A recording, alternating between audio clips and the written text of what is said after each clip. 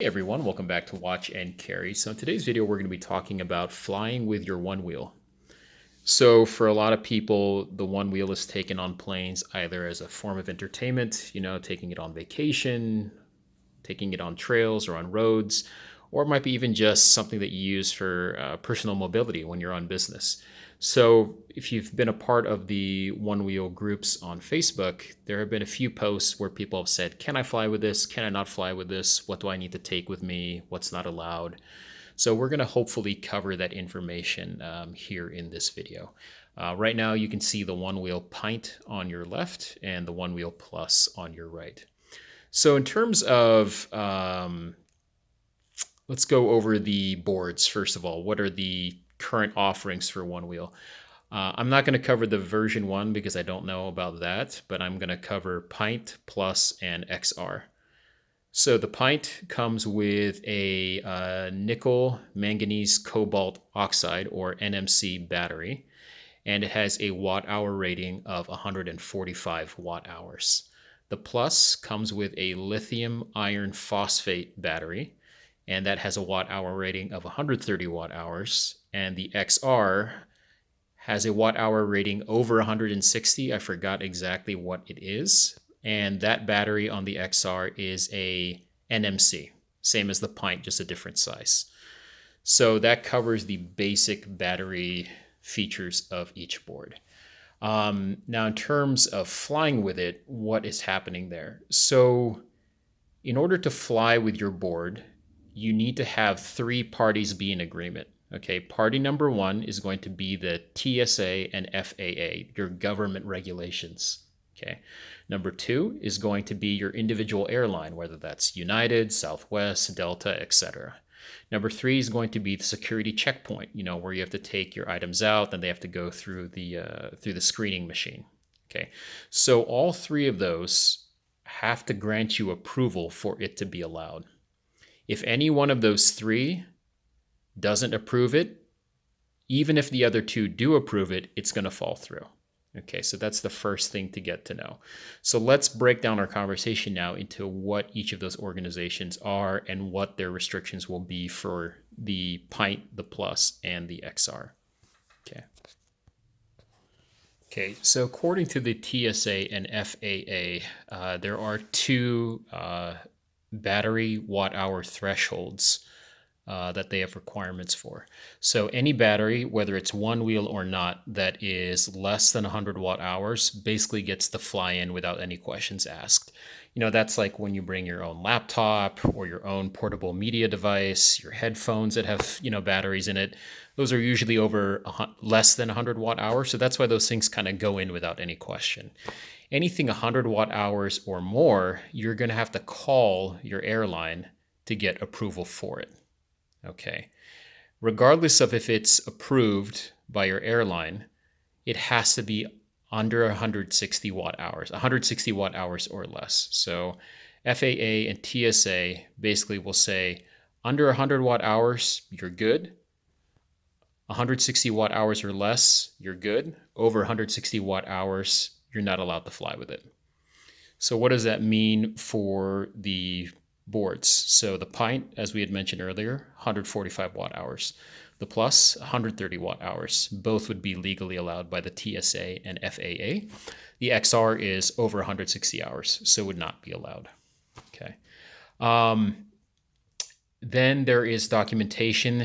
I think it's underneath the FAA that they would like the batteries to be, and if it's over 100 watt-hours, they would like it to be in an enclosed compartment, meaning that the battery cells themselves are not exposed. So in terms of Pint, it's enclosed. It's inside the board. I think it's actually here in the rear foot pad. And then in the Plus also, it's in the rear foot pad. So you're legally allowed. Again, the XR, we don't even have to talk about because it's over 160 watt-hours. So you're just not allowed to fly with that according to the FAA and TSA. So yeah, that'll cover that first group, right? Now let's move on to the second group, which is going to be your airline. So your airline obviously should be following the TSA and FAA regulations that we just went over, But really, it's going to kind of be at their discretion, right? You've seen people on Facebook or on social media that said, hey, I was able to fly on the airline with my XR, or somebody said, oh, my pint was confiscated by my airline, which according to the legal rules of TSA and FAA doesn't really make any sense. So that's just proof to show you that it's really at the discretion of the airline, right? So what do you do about that? You would call your airline ahead of time. So for me, I've flown with both of these boards separately. I didn't carry both on at the same time, obviously. And I just said, hey, I called the 1-800 I fly SWA because I usually fly Southwest. And I talked to the agent and I said, hey, I'm flying with this personal mobility device. This is the watt hour rating. This is the name of it. I have documentation on the battery specs. If you need it, can I fly with it? The agent took a few minutes to get back to me. They came back and said, yes, that's okay. This is just a verbal approval from us. There's nothing else you need, but you should be allowed to take this on the plane. So that means now that your airline is giving you direct approval, right? So if that works out with the agent on the phone, you now have approval from the TSA and FAA for these two boards. You have approval from the airline on the agent that you just talked to. So now the only part you have to worry about would be the security check, right? The counterpoint to that is, of course, if your airline says, no, we don't allow any of these boards, even if it's the Pint or the Plus that are legally allowed to fly by FAA and TSA, if the airline on the phone says, no, we are not going to take it, then that's it, right? That's one of those three parties breaking down. It doesn't matter. It's not even worth your effort bringing it to the airport. Okay, because now you're going to pack a board that you think, hey, legally I'm allowed to do this. You might get it past the security check line, but now you're going to have to get it past, the airline. And they may or may not decide to open up your bag, especially with these two, because they're quite large. And if your bag is on a carry-on, that's pretty rare. They might open it up, but they still might say, hey, how come this bag is so big? I want to look what's inside. They might confiscate it there. If you check it in, there are people that have arrived at their destination, their board is missing in their bag, and there's just a note that's left in there saying, hey, we had to take this for security reasons.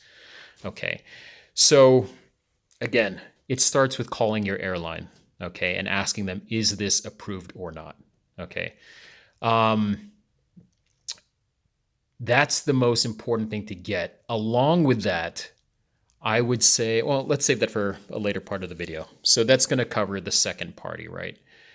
Your personal airline. Give them a call and ask them when you check in, when you're printing out your boarding pass at the by the desk and you talk to the agent at the front of the desk. I would also ask a second time. I would say, hey, I called my airline last night. They said it was okay. I just wanted to double check with you again. Is this okay to fly with? Okay, so that way you're getting as many checks of approval as you can. Now let's move to the third party that has to approve it, the security check line, right? The security check line is not personally affiliated with the airline carrier, and they're not personally affiliated with the TSA and FAA. I mean, yes, they're intermingled, but the way to look at it is like they're their own separate group that has to approve you as well. Meaning the TSA, FAA, and airline could say yes, and the security agent could say no. So what can you do to talk to them about it, right? So first of all, I would say make sure that the watt hour rating on your board is visible. You can see here on my Pint that I'm traveling with this float solo plate, and great item, but it covers the entire bottom of the board, and subsequently it blocks the watt hour rating that's underneath this rail right here. So I like to remove that board, just carry it with me, and that way if the security checkpoint agent wants to check it, I can just say, hey, here's the watt hour rating on the frame and point it to them.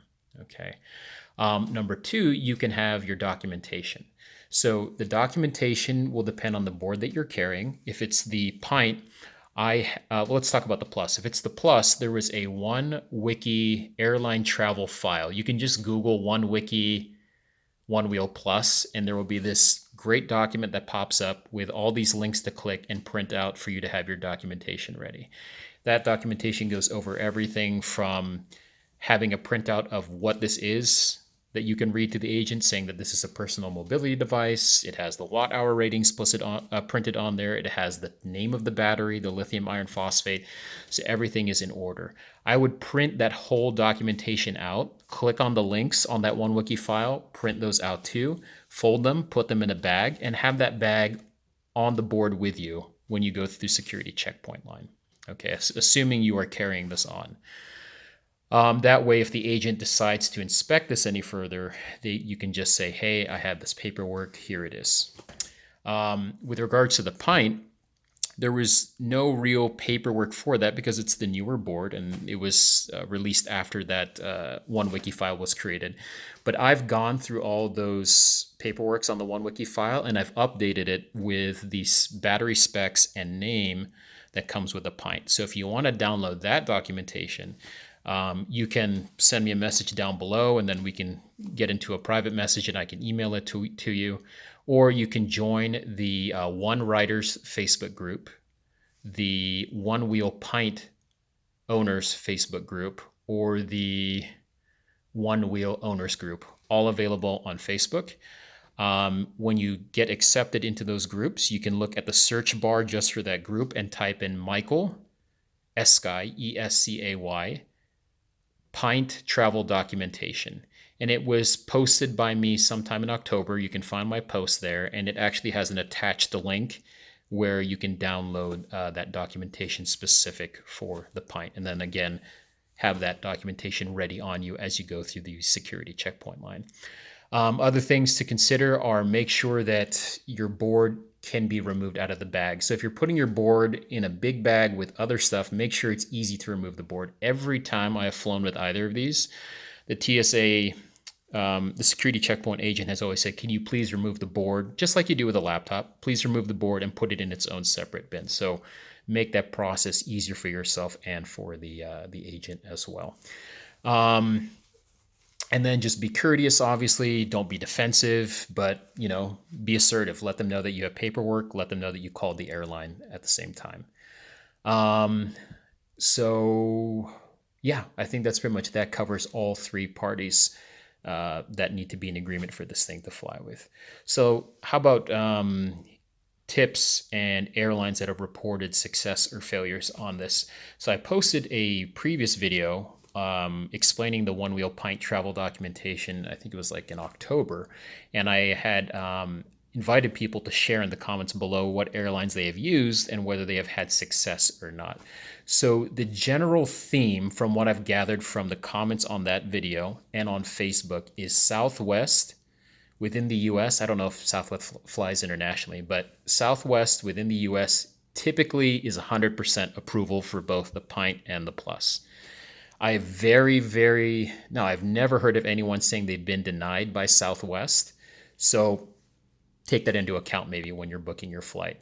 United and JetBlue, I have always heard people saying they've been denied their Pint and their Plus.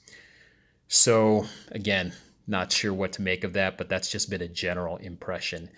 Delta has kind of been a 50-50. I've heard of some people getting through. I've heard of some people not, so not sure there. How about internationally? I can't comment on that whatsoever. I'm really not too sure. I would recommend you check out, he does a lot of Onewheel videos on YouTube. His name and his YouTube handle name is John D. Dwyer. I think you spell Dwyer Dwyer. And John is John. Anyways, if you just type in John Dwyer Onewheel, he's got a lot of great posts, videos, and I think he has mentioned in some of them that he has traveled all the way to Australia with his Onewheel Plus, and his Onewheel Plus had some Ego external batteries, which are those like lawnmower accessory batteries that you can kind of retrofit to your board, and he's had no problems. So, maybe check out his videos to see if you can get any information on that one. How about general tips? Aside from the info we've covered with all three of those parties, just be courteous. Obviously, goes without saying. Be nice on the phone to the agent you're talking to. Be nice to the security line person. Be prepared. Have your documentation ready. be prepared to read through all those documentation. So that way, if one of the agents or any one of those three parties questions you, you have an answer ready to go. You're not fumbling, you're not stumbling. You seem sure and confident in yourself. What else? Should I check in or should I carry it on? Well, that's going to be based on your baggage restriction, right? If you're asking me, let's say I was allowed to carry on and it's up to me what do I want to do, I would say it's better to carry on if you can get away with it. The reason being is when you carry it on, you have the ability to explain what this device is to the security checkpoint agent. Remember, either way, your bag with the board is going through security, whether that's through the security checkpoint line and as a carry-on or through a security scanner or agent in the back of the airport before it gets boarded onto the plane. So either way, it's going through security. By carrying it on, you have the ability to explain the board and its specs to the agent, right? Let's say I go through a security checkpoint line and the agent kind of says, oh, is this one of those exploding hoverboards? Or they just have a really, suspicious eye about your board. You can at least make your case and say, hey, I called my airline. This is the documentation, blah, blah, blah, blah, blah, blah, blah, what we kind of already went over. Now, that might not always work, but at least it gives you a fighting chance to kind of explain yourself, right? If you check in and you have that one agent that just says, yeah, I don't know, this looks suspicious, this could explode. They may not even care about the watt hour rating. They may not even know where the watt hour rating is on the board, right? They've got a really busy, demanding job. They're probably just going to see something. It looks electronic. It looks like a hoverboard. I'm gonna flag it and I'm gonna pull it out of that luggage and then put that note in for the person. You don't have an ability to argue your case. So if you can carry it on. The Pint, I've never had an issue. It's obviously smaller, so it's a little bit easier to pack. The Plus, I've always carried it on, but it's been a little bit tougher to pack. I've had to find a bag that fits it enough, but isn't so ginormous that, the person looking at me going through the bus terminal that you walk through, who's scanning my ticket, isn't saying, hey man, this is way too big. So that could be a little bit tricky, is finding the right size bag for the Plus. Which is legally allowed to take on an airline in terms of size, that is going to have to be dependent on the airline. I would say go to your airline, check their carry-on luggage restrictions, and if you really want to get down to it, measure the specs of your bag once you pack it. I've never had a problem with the size carrying on for any of these boards with Southwest, but that could change. It could really be dependent on your airline. It could be dependent on the attitude of the person that day. So just do what you can with regards to packing and trying to get it carried on as much as you can. Let's see. In terms of bringing it to the airport, I personally recommend putting it in a bag. Now, there's some people that have been successful just carrying it on as is, like they're walking into a Starbucks or whatever. I personally have never done that, so, can't comment there, but I will say that, I'm just putting in myself as a security checkpoint agent, right? And if I see somebody carrying a big electronic device way back in the security line, I'm already thinking in my mind, okay, is this good? Is this bad? I'm already kind of sizing it up. If you put something in a bag already, it's almost like presenting it in a form that security checkpoint agents are used to seeing. They're used to seeing things in bags. And so that serves the benefit of making them feel more comfortable, making it seem more familiar. And then the side benefit is maybe let's say you get to that security checkpoint agent and they say, hey, can you please remove the thing and put it in a bin? They might just be so busy that they're like, oh, whatever, just put it in a bin. I just saw it now. I didn't know it was this big, but I don't have time to deal with this. So I'm not saying that's for sure, but that just might be what goes through their mind. So I would recommend, putting it in a bag. And then just also for courtesy's sake, people's coats and stuff are going up in those overhead bins if you're going to carry on. And I wouldn't want somebody's dirty wheels like rolling around in there while I'm there. So I mean, just to be a little bit courteous also to other people, I think it would be nice to just put things in a bag. And you don't have to get a one wheel bag. I know those are expensive. Jimmy Chang's YouTube video has covered. He has this like Teton backpack that's like, I think it's like a 55-liter backpack that he got. You can find bags at home, like big duffel bags. It doesn't have to be pretty as long as it fits. Just get something in a bag, I think is a little bit nicer. Plus, it keeps all your gear organized. You can pack your helmet, your protective gear, whatever inside the bag as well. Okay, and then finally, I will say have a backup plan when you're going to travel. So regardless of whether those three parties agree for you to fly with this or not, have a backup plan when you're flying with this thing. So if you're leaving your home city, whoever's taking you to the airport, if it's somebody that can wait, say, hey, would you mind waiting a few minutes, while I go through just to make sure it's allowed. I would also be conscious of the airport you're flying back from. So for example, when I flew from Las Vegas, where I live, to Austin, I not only called the airport here in Las Vegas to say, is this okay? But I called the airport in Austin to say, is that okay? Because, can you imagine the best possible scenario for being denied is that you are leaving your origin city and you can just dump the board off with whoever brought you. The bad part is, let's say you go through and on your way back, it gets confiscated. Who's going to be waiting there for you, assuming you don't have friends or family at that destination?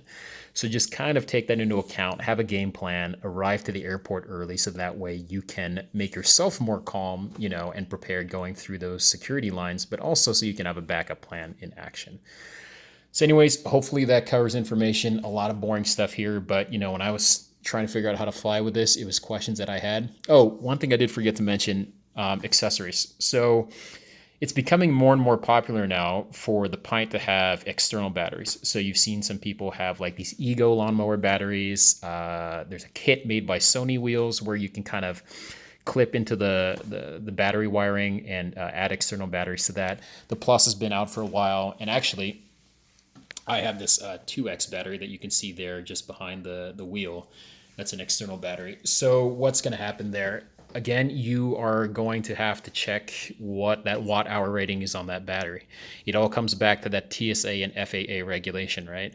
So you know that your board stock is legal for both of these, but now if you're adding external batteries, you have to add those watt hour ratings for those individual batteries to that list.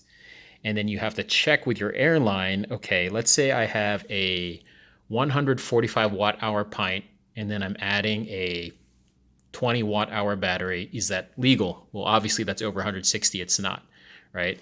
So it depends on what it is. Some of those external batteries are also underneath 100 watt hours. So some airlines are okay with you flying with as many external batteries under 100 watt hours as possible. So you're just going to have to check what's happening with those.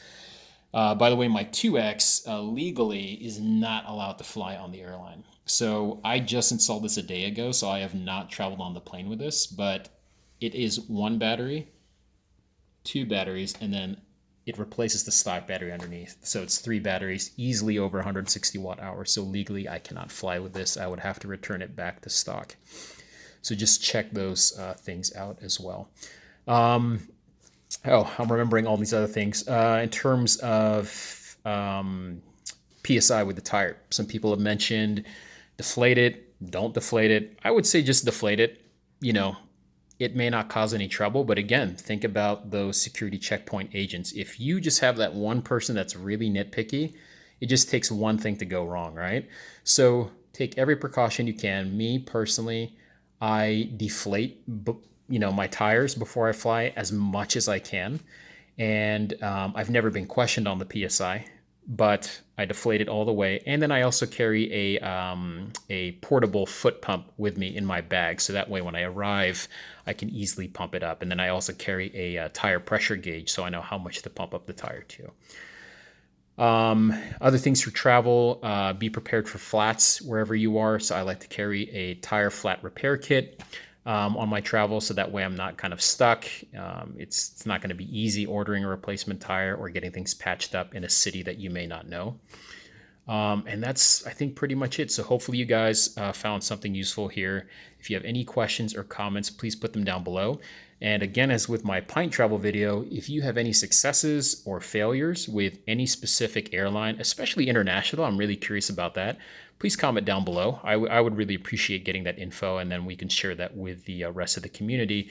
And also, if you feel comfortable putting your airports that you had a problem with or successes with, that would be great, because I know some people coming out of California have said like, oh, San Francisco International Airport gave me a hassle, but then a month later I flew out of San Jose. It was perfectly fine. So that could help the community as well. All right, guys, hopefully you found something useful here. Have fun, travel safe, and I'll see you guys on the next one.